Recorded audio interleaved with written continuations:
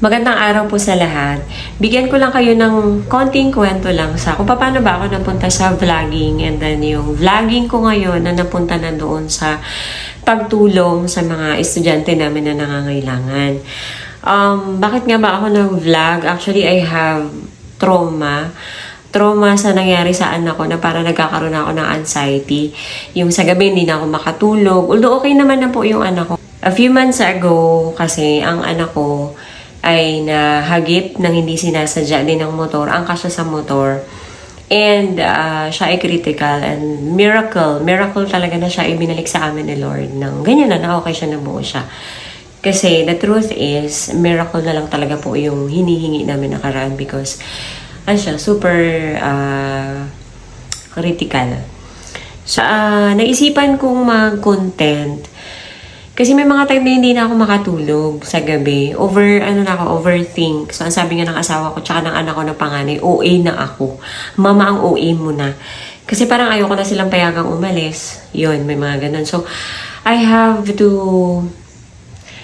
make way para, alam mo yun, gumaan yung pakiramdam ko at mawala sa utak ko lahat. Hindi naman mawala kasi yung trauma nandyan. Sabi ko nga, sa mga post ko minsan, yung trauma, hindi siya nawawala.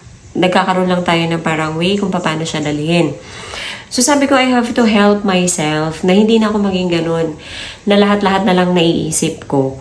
So ang nangyari, sabi ko, nagpo-post naman ako dati sa Facebook, naka-public naman yun yung account ko, pero hindi siya ganun kadalas.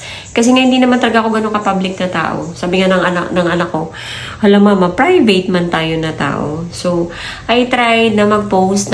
Ayun, parang nagustuhan. And then, sinundan ko. Ayun, parang nag-okay. And then, I started vlogging. Yung meron talaga siyang voice over plus long form video na siya. Tapos, nung parang pasukan ata yun nung June.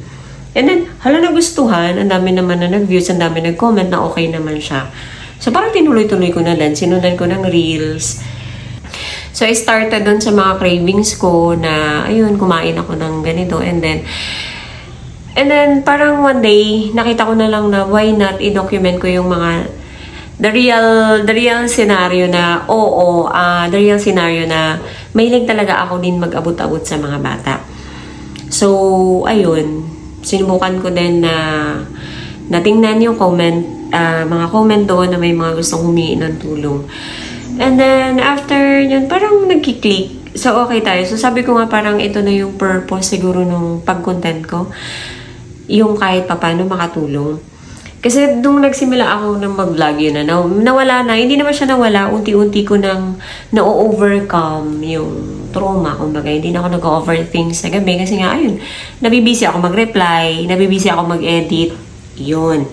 And then, kahapon, I talked to our guidance counselor. And then, yung pinag-usapan namin yung mga batang tutulungan. And then, ako na-realize, malambot pala talaga yung puso ko sa mga ganun, yung mga tumulong.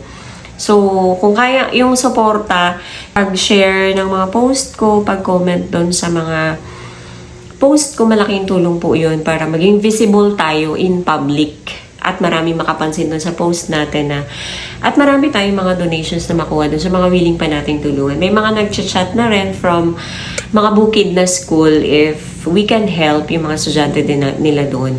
So, tingnan natin kung ano yung kaya nating itulong. Magtatap tayo ng mga kung sino yung pwede nating i-involve na mga tao. So, yung mga iba, lalo na yung mga estudyante ko before, ang pagkakakalala talaga nila sa akin ay Maldita. So, si Ma'am Maldita, si Ma'am Suplada. So, sabi ko nga, nung nangyari yung aksidente na yun, I had a lot of realizations sa buhay. Ang dami ko na-realize na mga bagay-bagay. And eto na, so nasimulan na natin, itutuloy-tuloy na natin itong pagtulong sa mga bata na nangangailangan. Sana sa mga willing to help, i-chat nyo lang ako. Thank you!